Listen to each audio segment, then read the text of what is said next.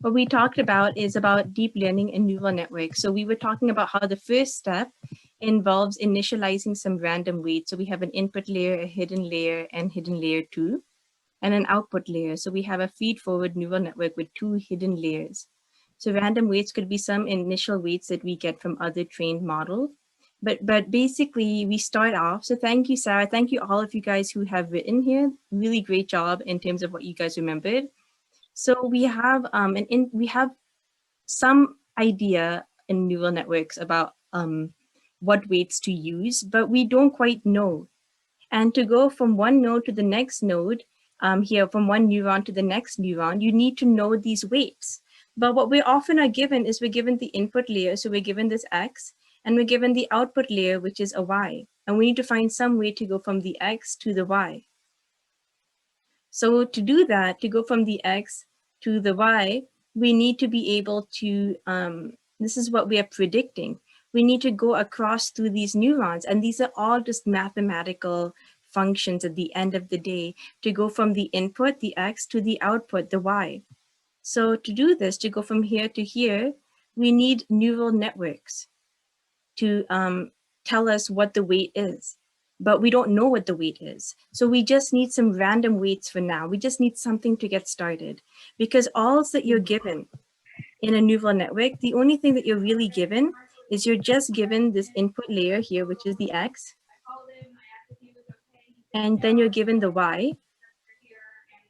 And what you're trying to do, and you know what this outcome is because it's supervised learning.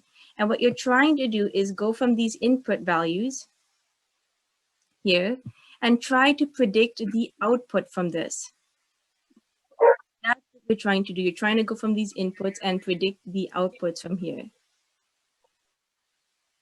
So you don't know anything else. You're given this set of pixels, an image, guys, remember, if you have an image that looks something like this, for instance, oh gosh, I'm not good at drawing.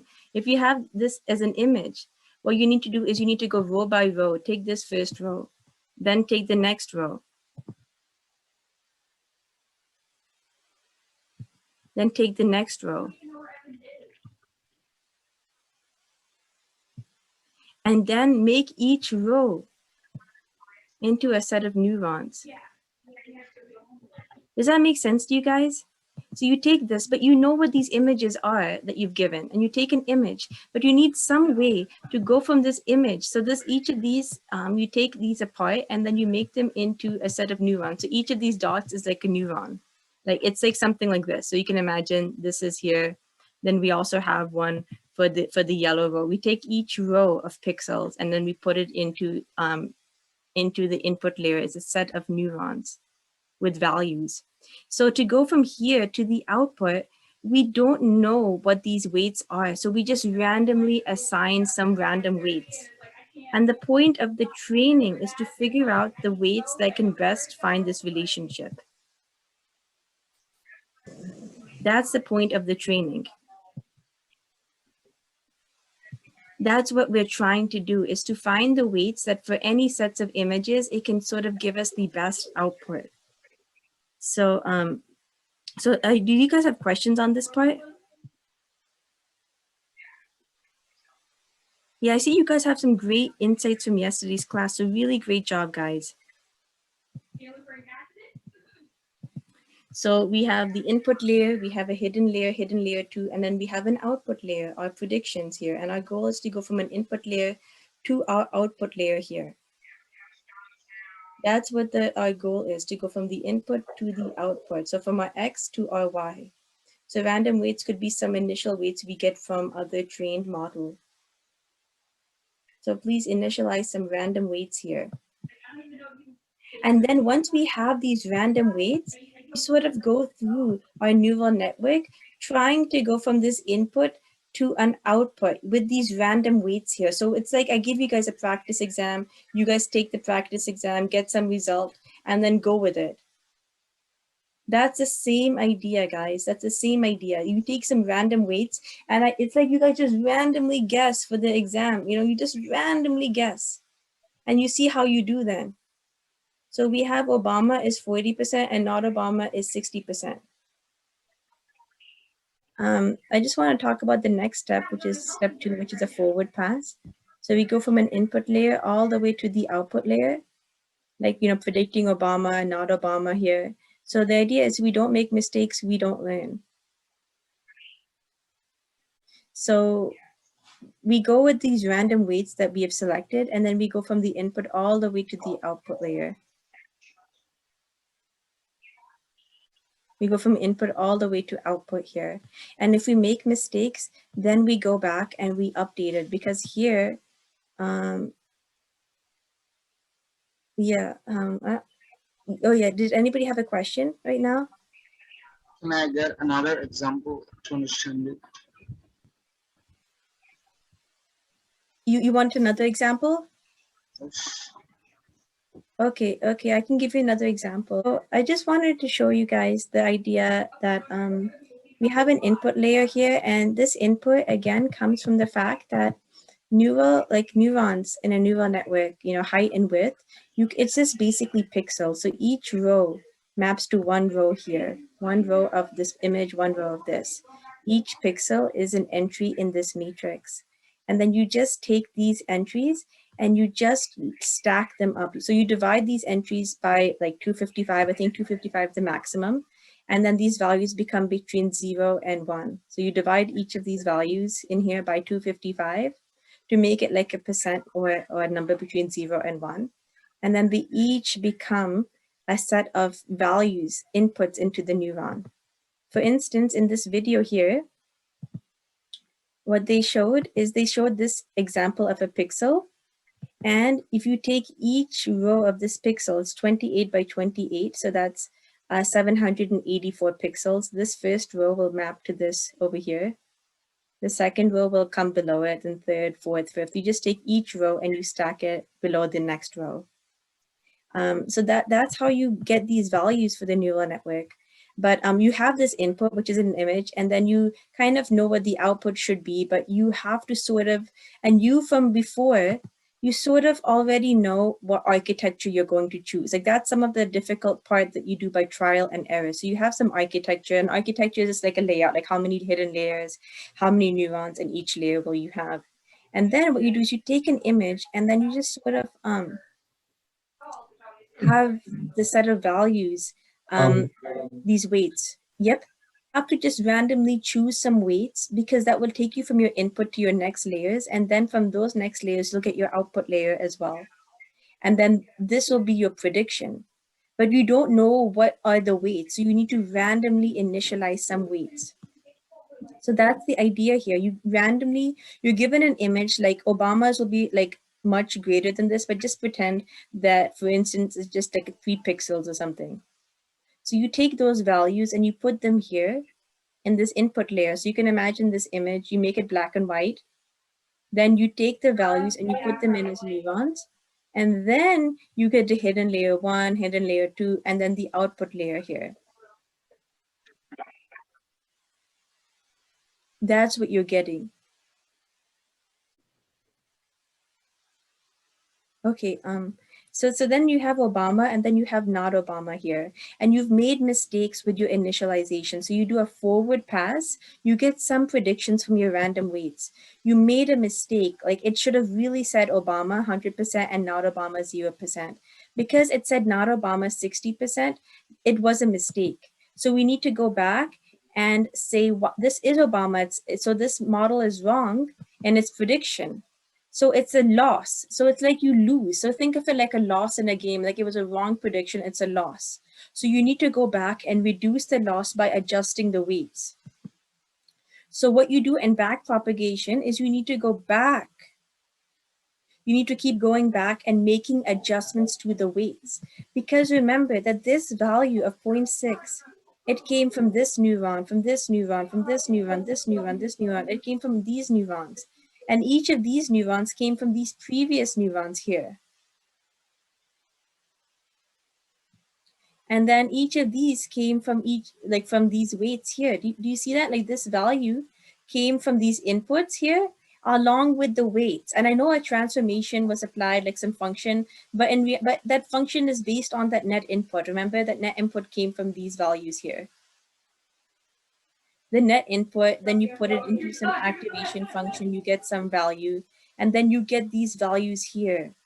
This value, and then you figure out what these weights should be, and then these weights, this multiplied by this, plus this multiplied by this edge, plus this oh sorry. So what this, okay, sorry, I think I'm like just a little bit messing this part up right now. I'm sorry to confuse you guys. Sorry, I would just like, I know it's kind of like a lot to hear. That's somebody's dad is not well. Sorry, I'm just a little bit like yeah, out of it right now. I'm just a little bit concerned. But okay, anyways, so what this neuron is getting is this plus this plus whatever this is plus whatever this is plus whatever this is over here.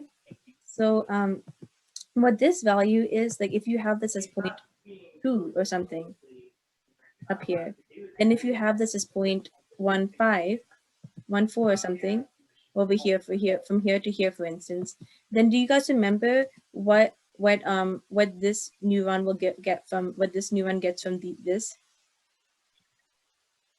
Do you guys remember how to calculate, like what does this 0.1 neuron get from this 0.3 neuron here?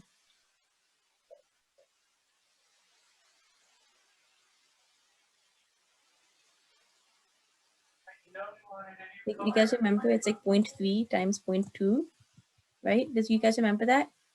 Plus 0.2 plus, and then you have 0.5 times 0.14. That's what it will get from these first two neurons, and so on. So you guys should see that if I change this weight from 0.2 to like 0.7 or something, this will change. Whatever this neuron input gets will change. So all the math changes because you need these inputs and the weights. That's the input to the next neuron. From each neuron, you look at what things are pointing to it. And in yesterday's example, when we're talking about the COVID mask problem, there is something that's known as dropout. What dropout can also mean is what if, so what you see here is all neurons in each layer are connected to all neurons in the next layer, right? So what do you guys think dropout could be?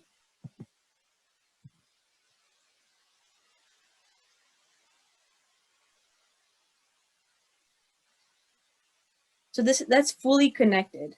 Fully connected means that all neurons in one layer are connected with all neurons in the next layer. Like this layer, all these neurons are connected. This goes to all these neurons in this. So what do you think dropout would be?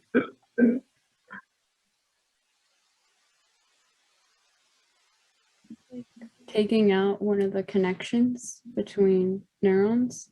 Yes, thank you, Sarah. So in dropout, not all of the neurons point, right? So what it means is, for instance, pretend that there's no connection between this neuron and this neuron. So in yesterday's example, what do you think that would mean?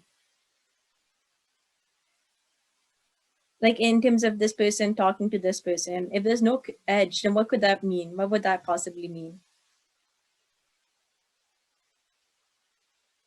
Like this is a fun example maybe of what that could mean if one person's not going up to the next person. What could it mean? Let's say Alyssa is not going to talk to David. So this was Alyssa and then this is David. Yeah, they didn't talk, or maybe they're enemies, and maybe Alyssa just doesn't want to talk to David, right? That could be what it is. Like they just don't talk, right? Like we don't talk anymore, like that song. So it's like that idea. Yes. So it's like in some networks, like imagine you're like, no, I will not talk to this person. I'm enemies with this popular student, or this popular student's like, I will not talk to the student council person. So that's what dropout is. So you can make it as complicated as you want. And that's sometimes what people get a little frustrated with deep learning models, is that like, how do you know what architecture to use? Like, how do you know how many hidden layers? Then how do you know what activation functions to use for each? Like it can really depend. Like when you get the net input for a neuron, how do you know what activation function to apply next? And not only like what activation function to apply next, but how do you even know not just the activation function, but how many neurons to have in a layer? Then do you want it to be fully connected, or do you want there to be some neurons that don't connect to the next? So there's so much up in the air to go from input to output. And then next, it's like, how do you even know you got the best I data? can Like, find anything. so that's the idea. But the weights have a huge impact. So whenever you make a mistake, part of the solution is to go back and make adjustments to the weights, because these weights, you have an input, and these weights will these weights help you go from this input to this next layer. Do you guys remember that? These weights help you get from here to here. And then you get these set of values, and then these weights will help you go with this and this to this step, and then You to this good? step. So in reality, what you really need to do is you need to find some way to estimate, oh gosh, you need to find some way to estimate this, estimate these weights. And these weights will help you figure out these values here, these values that I'll highlight in yellow. Hidden layer 1, hidden layer 2. And then ultimately, you're going to use hidden layer 2 and these weights here to determine the outputs. But they're all based off of each other. It's like going on a train. Like, you need to stop at those junctions. And they actually represent flights and other things this way as well. Like, airplanes and all those things.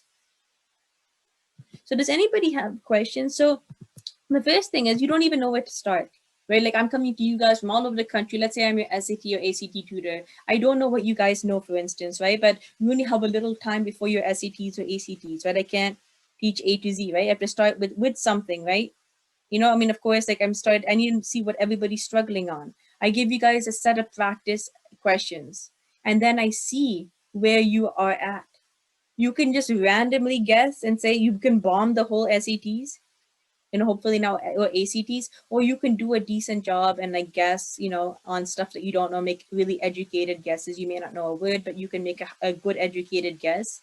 And then, so that's what it means, that you can randomly choose numbers for these weights, but if you have some idea, then maybe try to stick to that for now.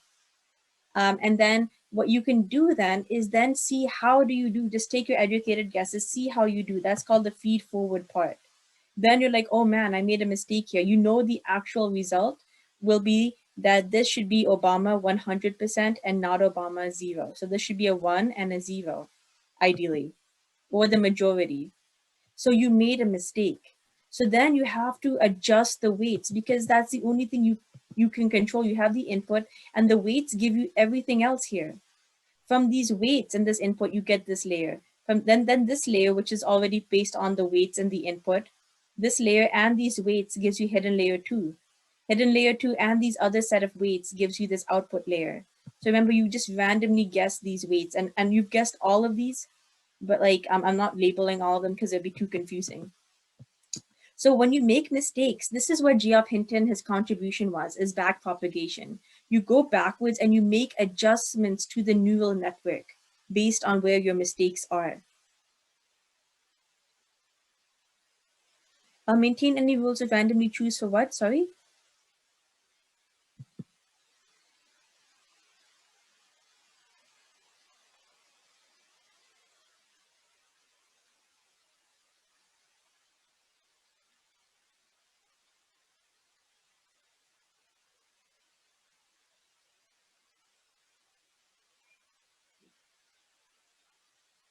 That we have to use doing this. So you can choose, so basically when you're choosing your weights, you can use all sorts of random number generators for the weights. Sometimes you can use a normal distribution. So that gets more into the math. So as you learn neural networks, these are functions that are all math. How do you take an image? How can something learn from an image, right? At the end of the day, it's all numbers. And if they can figure out, if you had to give some idea of what is an image S, if you gave, if you asked it, and there are data sets where they can do image recognition, or if handwriting recognition, like, let me show you guys an example. Let's see.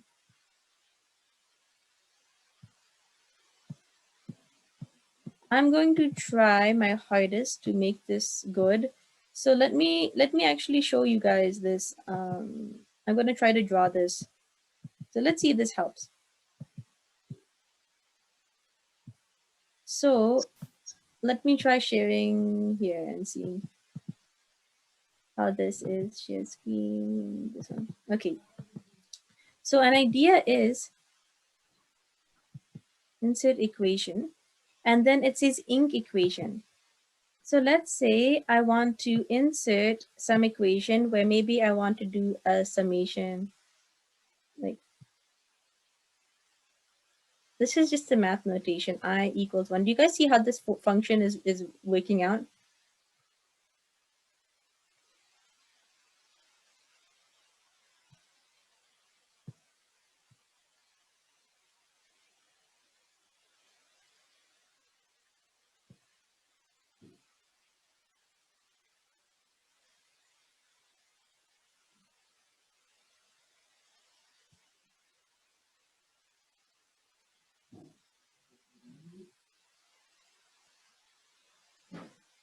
Okay, so now do you guys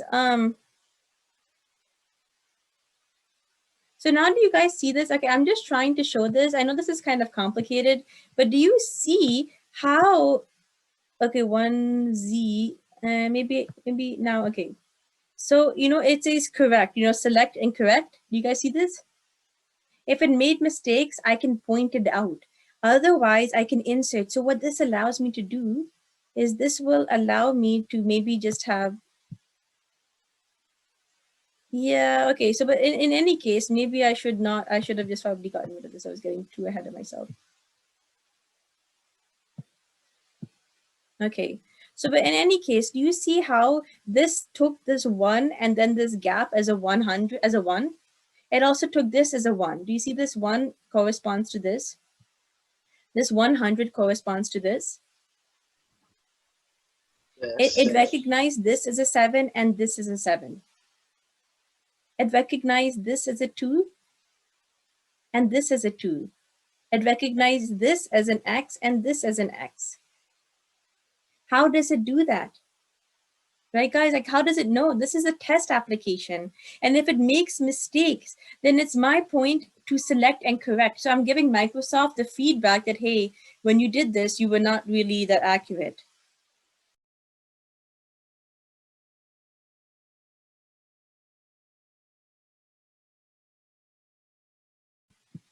So basically that I'm giving feedback. If it's not correct, I'm sort of telling it where it went wrong. Otherwise, if I use this, then that means it was correct. But somewhere it needed to recognize the pixels associated with 7. This is an example of artificial intelligence. I'm writing something and it's translating it into something like this. It's understanding my handwriting.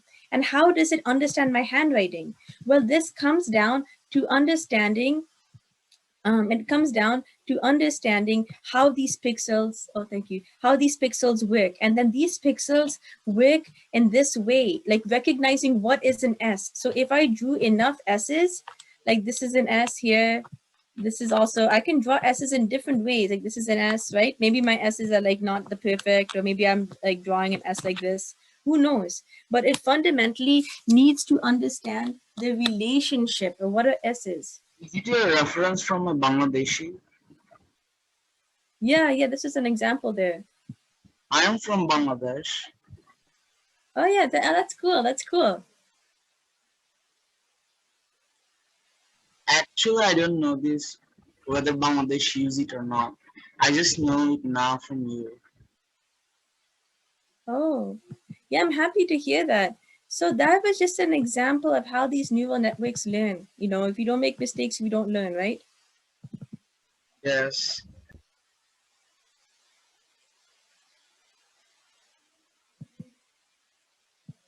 So you guys can see this, right? Okay, I'll give you guys like a 2-minute break if you want a 2-minute break. If we can come back at 36, then we can continue. I'll give you guys a 2-minute break before we continue.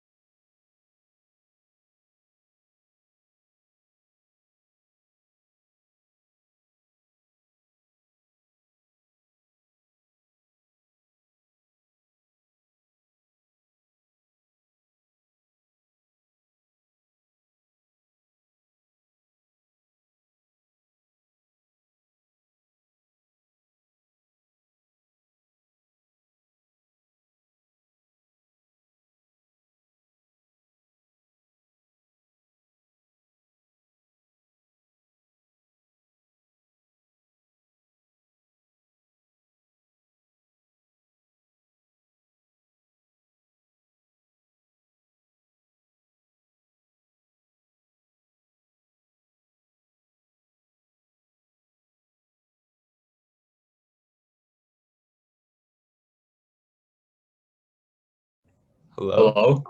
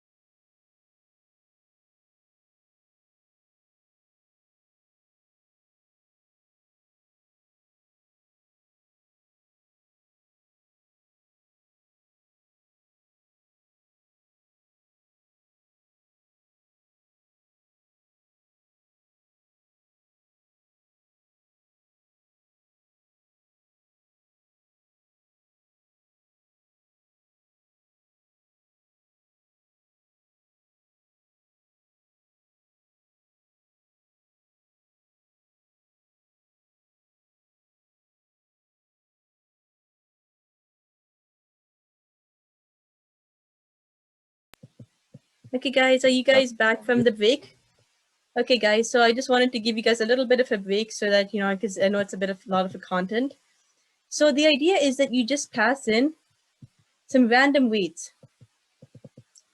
You pass in some random weights. You see how you did.